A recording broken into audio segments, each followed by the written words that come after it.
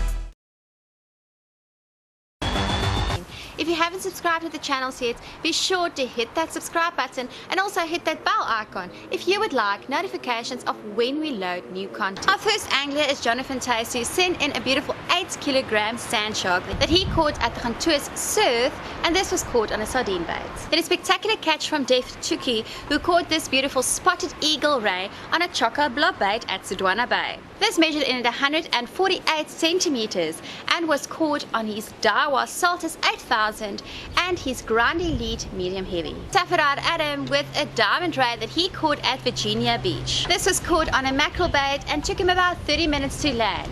Safarar used his Dawa BG50 37-pound Kingfisher giant abrasion, and this was caught on a mustard demon hook.